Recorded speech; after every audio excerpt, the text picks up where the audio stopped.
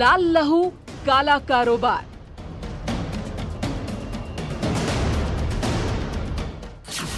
ये खुलासा आपका खून जमा देगा।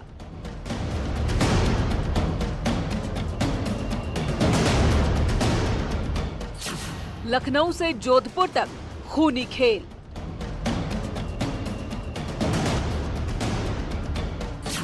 ऑपरेशन रक्त चरित्र।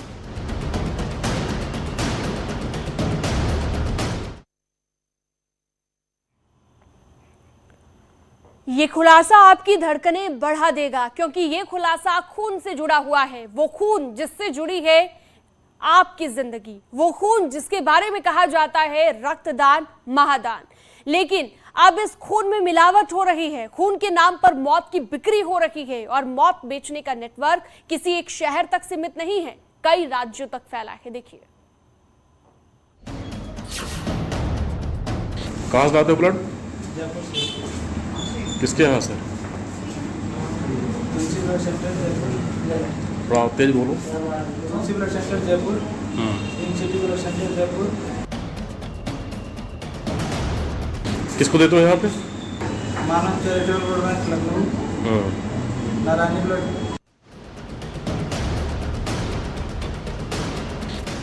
ये महज कुछ नाम हैं और ये वो चेहरे जिन्हें उत्तर प्रदेश एसटीएफ ने पकड़ा है जीवन देने वाले खून में मिलावट के जुर्म में।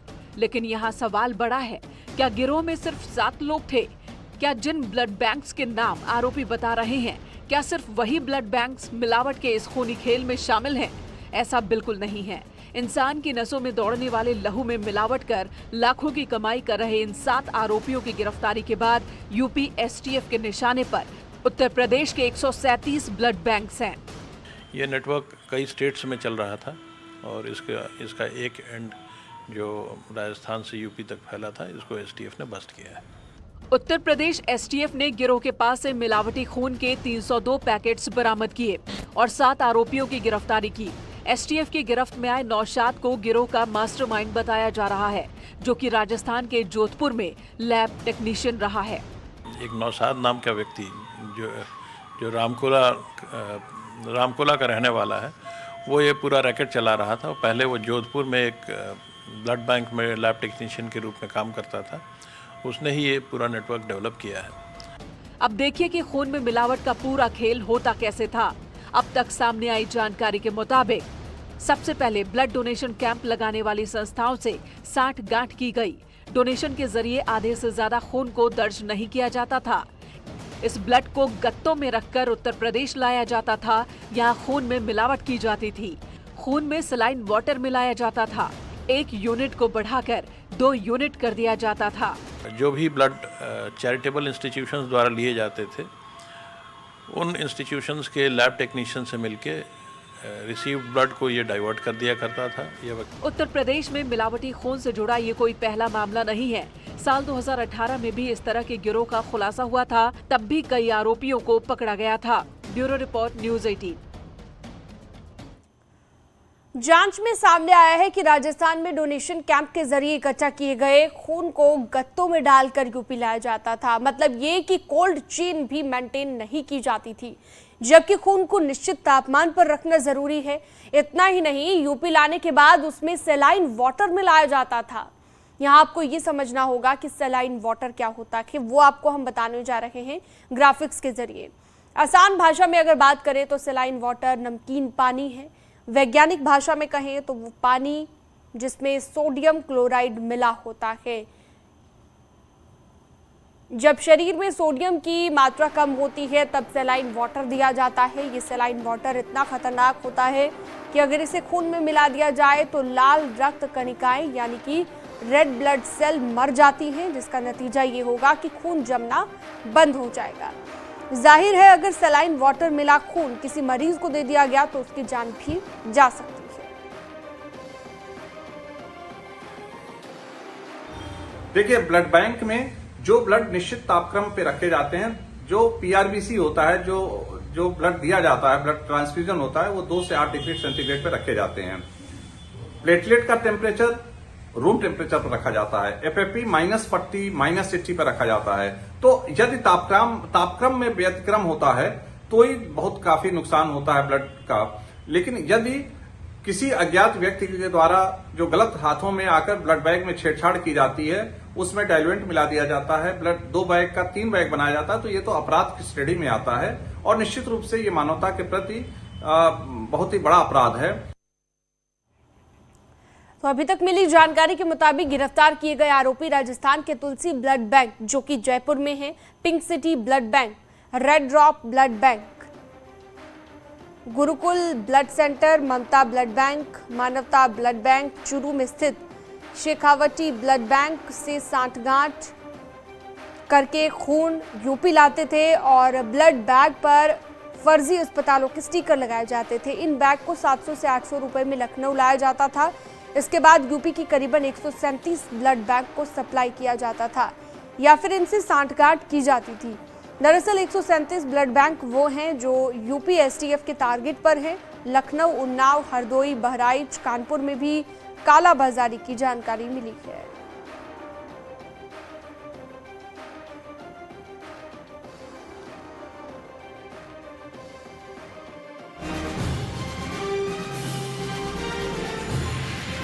ये 4 तस्वीरें 4 अलग अलग शहरों की हैं, लेकिन हर एक तस्वीर की कहानी एक ही है। खून में मिलावट, कालाबाजारी, जीवन देने वाले खून में बैक्टीरिया। सबसे पहले फतेहपुर की तस्वीर देखिए। यहाँ के आभा ब्लड बैंक पर 11 मई को छापेमारी के बाद सैंपल लिए गए थे, जिसकी जांच में सामने आया है कि ब्लड बैंक में स्टोर किया गया खून जानलेवा है। खून को स्टोर करने के लिए 2 से 8 डिग्री टेम्परेचर की जरूरत होती है, लेकिन उसे मेंटेन नहीं किया गया। इसके अलावा एक आरोप कालाबाजारी का भी है। उनके खिलाफ कुछ वो आरोप वगैरह लगे थे, उसके लिए पुनः 2 तारीख को इनकी जांच की गई थी आभा ब्लड बैंक की। उसकी रिपोर्ट में कई सारी कमियां पाई गई थी, जिसको कि हम लोग ने निरीक्षण आख्या में लिख के ऊपर शासन को भेज दिया। उसमें आगे कार्रवाई शासन द्वारा की जाएगी। इधर बहराइच में एक प्राइवेट बैंक में स्टोर किए गए ब्लड में बैक्टीरिया की पुष्टि हुई। कुछ दिन पहले ही ब्लड बैंक से स्टोर किए गए खून के 39 सैंपल लिए गए थे, जिन्हें जांच के लिए SGPGI भेजा गया था। सभी सैंपल जानलेवा पाए गए। जो सैंपल गया था उसका रिपोर्ट जो DI साहब ने बताया कि जो वहां से आया है वो उसमें बैक्टीरिया पॉजिटिव पाया गया, जिससे उस सेटअप में ट्रांसफ्यूजन नहीं होना चाहिए। बहराइच में प्राइवेट ब्लड बैंक के खून में बैक्टीरिया मिले तो कानपुर में सरकारी मेडिकल कॉलेज में खून की कालाबाजारी का मामला सामने आया। इस मामले में एक दलाल को पकड़ा गया है, जबकि लैब टेक्नीशियन और 2 आउटसोर्स कर्मचारियों को निलंबित किया गया। बताया जा रहा है कि इन्हीं की मदद से खून की कालाबाजारी हो रही थी। देखिए, ऐसा है कि एक्चुअली हमारे नज़र में बहुत दिनों से थे इनका जो ब्लड बेचने वालों का जो नेटवर्क है, हम ये देखना चाहते थे हमारे कॉलेज में कहीं ये नेटवर्क एक्टिव है कि नहीं है। तो मुझे एक शिकायत मिली थी कुछ समय पहले, तो हमारे जो EMOs हैं और जो यहाँ के इंचार्ज है blood bank incharge doctor Manish, इनकी भी नज़र थी लंबे समय से। तो हम लोग तलाश रहे थे, एक्चुअली में ये लोग रात के टाइम पे एक्टिव होते हैं, जिस टाइम पे सबसे कम लोग जाग रहे होते हैं। हरदोई के संडीला में स्थित यूनिवर्सल ब्लड बैंक पर FSDA ने छापा मारा। आरोप है कि ब्लड बैंक के जरिए खून की कालाबाजारी की जा रही थी। इतना ही नहीं, मरीजों को खून के नाम पर लाल पानी दिया जा रहा था, जो कि मरीजों के लिए जानलेवा है। यूनिवर्सल ब्लड बैंक में एक टीम आई थी जिसने वहां पे जांच की थी। जांच के बाद अभी तक रिपोर्ट नहीं आई है, इसके बारे में बता पाना मुश्किल है। जाहिर है खून के नाम पर मौत बेची जा रही है और ये कोई पहला मामला नहीं है। साल 2018 में भी इस तरह के कई मामले सामने आए थे, उन मामलों में भी कार्रवाई हुई थी। सवाल है कि खून के नाम पर मौत बेचने के मामलों पर लगाम कब लगेगी। Bureau report, news 18।